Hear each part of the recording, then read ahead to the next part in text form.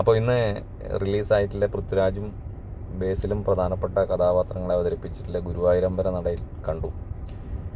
ഒരു above average സിനിമയാണ് ഗുരുവായൂരമ്പല നടയിൽ. ഒരു തമാശ കോമഡി ഓറിയൻറ്റഡ് ആയിട്ടുള്ളൊരു സിനിമയാണ്. ഫസ്റ്റ് ഹാഫ് നല്ല രസമുണ്ടായിന്. നല്ല രസത്തിൽ ഫസ്റ്റ് ഹാഫ് എടുത്തിട്ടുണ്ട്. പൃഥ്വിരാജ് ഗംഭീരമായിട്ട് ബേസിൽ ജോസഫിനേക്കാളും നന്നായിട്ട് തമാശ കൈകാര്യം ചെയ്തിട്ടുണ്ട്. പൃഥ്വിരാജിന് തമാശ ചെയ്യാൻ പറ്റുമോ എന്നുള്ള ചോദ്യങ്ങളെല്ലാം അവസാനിച്ചിട്ടുണ്ട്. പാട്ട് 1-2 പാട്ടുണ്ട്, പാട്ടൊന്നും ഗുണമില്ലാത്തതാണ്. യോഗി ബാബുവിൻ്റെ ഒരു ക്യാരക്ടർ ഉണ്ട്, അതെന്തിനു വേണ്ടിയിട്ടാണെന്നുള്ളതൊന്നും അറിയില്ല. അതിൻ്റെ ഒന്നും ആവശ്യമില്ല ആ സിനിമയിൽ. അതുപോലെ പിന്നെ ക്ലൈമാക്സും അത്ര സുഖമായിട്ടില്ല. സെക്കൻഡ് ഹാഫിൻ്റെ പോരായ്മക്ക് ക്ലൈമാക്സും കൂടി കാരണമാണ്. ക്ലൈമാക്സിൽ നന്ദനവും ഗോഡ് ഫാദറെല്ലാം പിന്നെ ഇൻസ്പയർ ആയിട്ട് വന്നിട്ടുണ്ട്. അതിൽ കുറേ സാധനങ്ങൾ എടുത്തിട്ടില്ലാന്ന് ചെയ്തിട്ടുള്ളത്. അന്ന് മോശമായിട്ടൊന്നുമില്ല. ഒരു മൊത്തത്തിലൊരു പിന്നെ പ്രിയദർശൻ മൂഡ് ക്രിയേറ്റ് ചെയ്യാൻ നോക്കിയിട്ടുണ്ട്.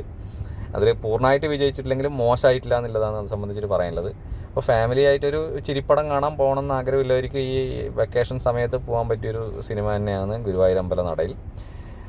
ഇത്രയാണ് സിനിമയെ സംബന്ധിച്ച് പറയാനുള്ളത്. ഓക്കെ.